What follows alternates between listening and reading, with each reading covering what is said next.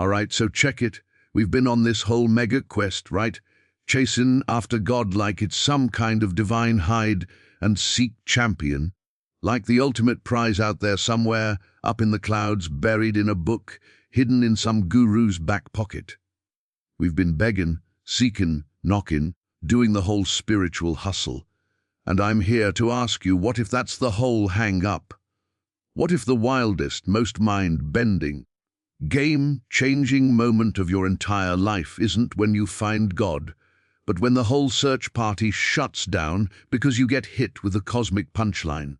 The joke's on us, fam, because we're not looking for something we lost. We're waking up to what we never stopped being. Joel Goldsmith didn't hand out a map to a distant castle. He pointed to the throne right in your own living room, your consciousness. He was like, drop the seeker. You are the presence you're seeking. Not gonna lie, that ideal fry your circuits at first. It sounds like next-level blasphemy or pure ego trip. But stick with me. This ain't about your little self, your personality with its dirty laundry and bad habits, putting on a crown. Nah, this is about the infinite, timeless, radiant I am that's rockin' the temporary costume you call you, the moment you stop seeking God as a separate entity and recognize you are the very expression of God being.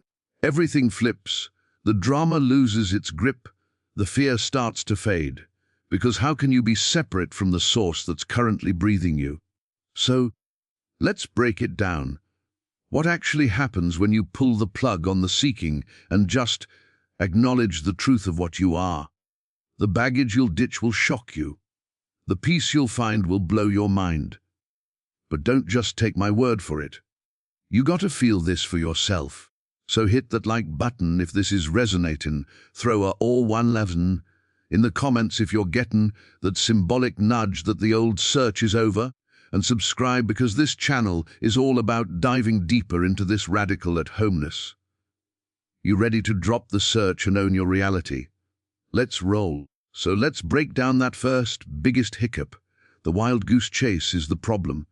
See, we've all been programmed, hardwired from Jump Street, to believe that spirituality is a transaction. We're over here in the human column, feeling incomplete, maybe a little broken, definitely separate, and we believe God, the divine, the ultimate fix-it, is in the perfect column somewhere way over there, and so we launch the most elaborate expedition of our lives. We're seeking, we're spiritual consumers. Think about it. We chase after the right teacher, the sacred text, the perfect mantra, the guru with the best vibes. We accumulate practices like merit badges, meditated for an hour. Check. Prayed on our knees. Check. Read the entire book. Check. We're treating God like the final piece of a cosmic scavenger hunt, and we're running ourselves ragged collecting clues. We build entire identities around being a seeker. It feels noble, humble, right? I'm just a humble pilgrim on the path. But Joel Goldsmith hits us with the spiritual paradox that very identity, that posture of seeking, is the very wall that keeps us from the recognition we crave. Because what are you saying when you're on a perpetual hunt? You're proclaiming, with all your actions and energy, that you do not already have the thing. You are affirming absence. You are cementing the idea of separation with every prayer that begs from a distance, with every meditation that tries to reach some far-off peace. The chase itself reinforces the lie. It's like frantically searching everywhere for your glasses when they're already on your face. The more you search out there, the more you overlook the obvious fact of what's already in operation, right here, as the very capacity you're using to search. This isn't some minor misstep, it's the core of the spiritual stall out. We get addicted to the journey and forget the destination was never a geographical location. We become spiritual thrill seekers, junkies for the next high, the next insight, the next retreat that'll finally get us there. And there is always tomorrow, always one more book, one more workshop away. The ego loves this game. It gets to stay in charge as the diligent seeker, the diligent sinner, the diligent improver. It's a slick trap dressed in light. Goldsmith's radical move was to call for a total strike. Stop the search, cancel the pilgrimage, not because God is unreachable, but because God is the reach itself. The hunger you feel isn't for something absent, it's the presence of the divine itself stirring within you, and known only as a holy dissatisfaction with the dream of separation. That itch isn't to find something, it's the something itself, itching to be recognized as the entirety of your being. So the first, most brutal and most liberating step is to see the entire seeking operation for what it is, a beautifully disguised delay tactic, a drama where you play the part of the lonely soul, when in reality, the curtain never closed on your wholeness. The chase isn't the path to the truth, it's the distraction from the truth that's already blaring, silent and obvious in the space between your own thoughts. And this is where it gets real, where the rubber meets the road, or more accurately, where the road dissolves beneath your feet. You've called off the search. You've stopped feeding energy to the wild goose chase. So now what? You're just standing there, spiritually unemployed. And a profound silence can rush in, which might feel terrifying at first, because the busy work of seeking was your identity, your spiritual security blanket. This is the critical pivot. Drop the seeker, be the knowing. This isn't about becoming something new. It's not the next achievement on your spiritual resume. It's the opposite. It's a total surrender of the role you've been playing. The seeker is a character in a story of lack. To drop the seeker is to drop the story itself. You're not upgrading the character, you're walking off the stage. You stop performing spirituality and start being what you are prior to any performance. Goldsmith insisted this isn't an activity, it's a yielding. It's letting the seeker identity collapse from exhaustion and irrelevance, like a puppet whose strings you finally just stopped pulling. So what's left when that noisy, striving identity quiets down? Not a void, not nothing. What's left is a different kind of faculty altogether, pure, unadorned knowing. Not knowings about things, not intellectual knowledge. We're talking about knowing as your very state of being, the ground of your consciousness. It's the undeniable, self-evident awareness that is present before you ever have a single thought about God, truth, or yourself. This knowing doesn't come and go. It's what you are.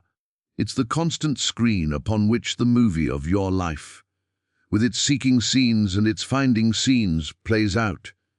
The seeker was always looking for an object, a thing called God, a trophy of enlightenment.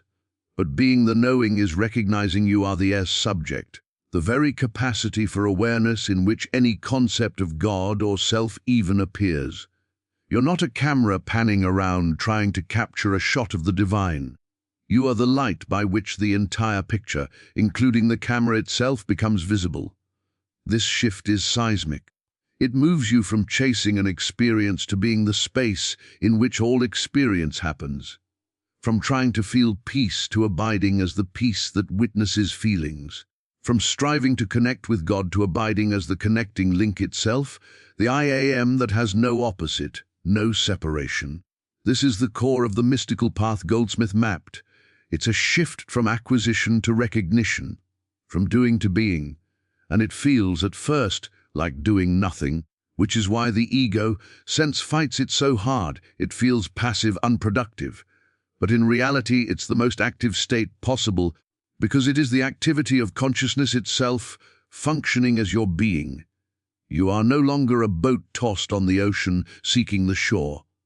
You are the ocean, but knowing itself as vast, deep, and containing all shores within itself. The turmoil was in the boat's frantic journey. The calm is in the ocean's inherent, unquestionable fullness. So you don't seek to know God. You settle into the God-ness of your own knowing until the two are seen as never having been two at all. The knower and the known merge in the simple, undeniable fact of awareness present here now without any seeking required. And this brings us to the inevitable, logical conclusion that dismantles the entire architecture of our seeking. If we are to be the knowing itself, then the object of our lifelong hunt cannot be separate from the hunter. The target was never in the crosshairs, it is the crosshairs. This is the revelation that flips the script from poetry into lived reality. God ain't out there, it's in here. But let's be crystal clear, this in here isn't a physical location inside your body, not nestled between your lungs or behind your forehead. That would just be another out there, another point in space for the seeker to obsess over. This in here is dimensionless. It's closer than close.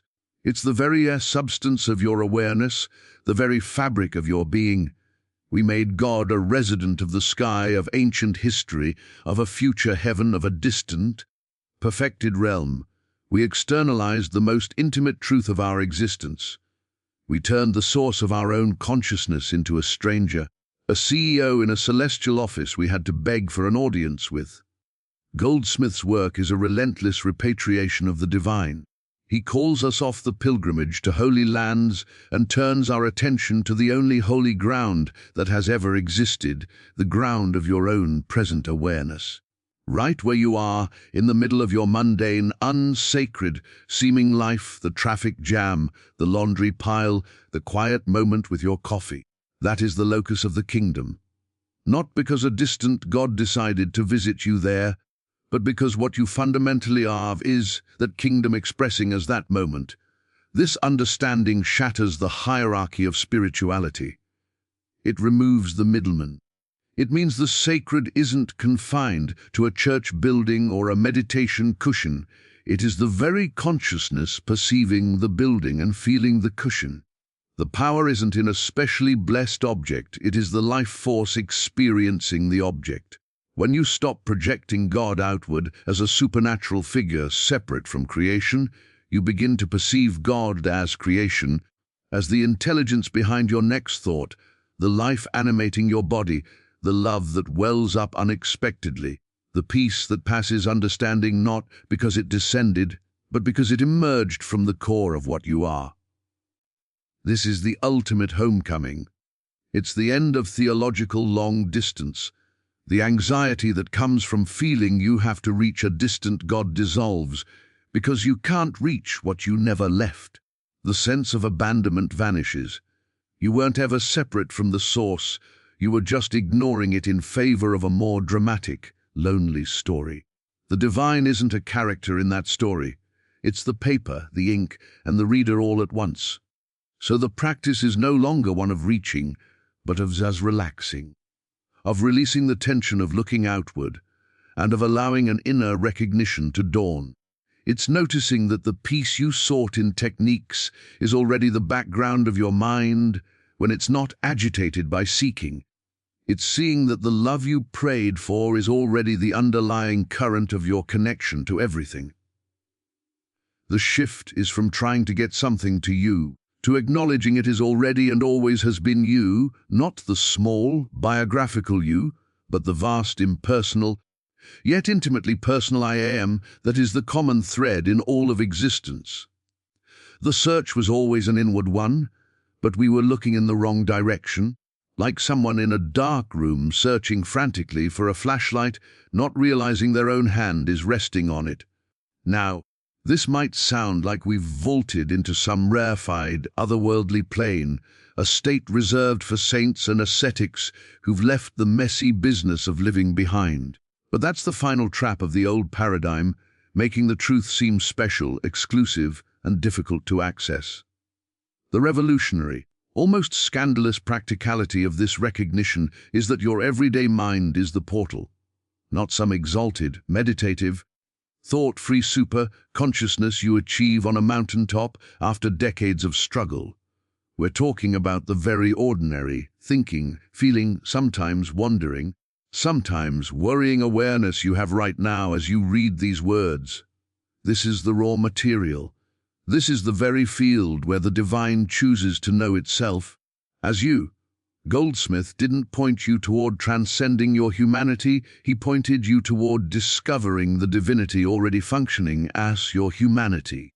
The portal isn't hidden behind a secret password or a perfected state of being.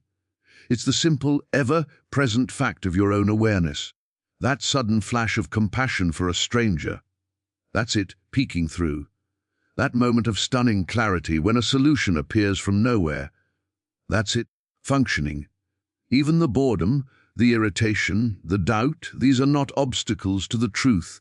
They are movements within the truth, within the one consciousness that you are. The goal isn't to have a perfectly still mind, but to recognize what is aware of both the stillness and the storm. That recognition is the gateway. We've been taught to mistrust our own ordinary experience, to see it as a barrier to God. We label our thoughts as unspiritual, our emotions as distractions. So we try to bulldoze our way past our own minds to reach some pure space beyond. But that's like trying to calm the surface of the ocean to find the water. You're already in the water. You are the water, regardless of the waves. Your everyday mind, with all its chatter and changing weather, is that ocean. The portal isn't on the other side of the waves. It's the depth that holds them. It's the aware space in which thoughts and feelings arise and subside. You don't need special thoughts, you need to notice the presence that is aware of all thoughts. This is where the whole game changes from effort to allowance. You're not trying to create a sacred mind. You're realizing the mind you already have is the activity of the sacred, sometimes calm, sometimes turbulent, but always an expression of that one life. The practice, then, becomes one of gentle noticing the awareness itself, which is prior to the next thought, the next emotion. It's turning the light of attention back onto the source of attention. And you can do this while taking out the trash, while stuck in traffic, while listening to a friend. The sacred isn't an interruption of your ordinary life. It is the very substance of your ordinary life, waiting to be acknowledged. The portal is never closed. It's the open space of your own being, the silent I am, that reads these words, that feels the chair beneath you, that hears the sounds around you. That simple, unadorned sense of being, that is the throne room.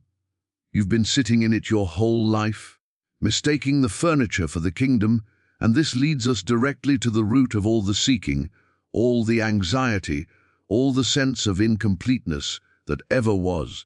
If the divine is the very substance of our awareness, and our everyday mind is its portal, then what, in reality, could possibly be missing? The entire painful narrative of our lives is built upon one foundational and ultimately false premise. This is the grand illusion we buy into from our first breath to our last desperate prayer. Separation is the only illusion. Not sin, not failure, not unworthiness. Those are just symptoms. The core disease, the mother of all suffering, is the ingrained, unquestioned belief that we are isolated units of consciousness, adrift in a universe that is fundamentally other than us. Me and God, me and the world, me and you. And every single action born from that belief reinforces it, weaving a thicker veil of seeming reality. But Goldsmith points to a radical, non-dual fact: consciousness is not divisible. There aren't billions of separate, private consciousnesses bumping into each other. There is one infinite, indivisible consciousness, and it is appearing as the dance of all seemingly separate forms and experiences, including the very personal sense of being, you and me. The separation is in the form, in the story, in the thought. It is not in the essence, in the aware presence that reads these words. You are not a wave separate from the ocean. You are the ocean momentarily knowing itself as a wave.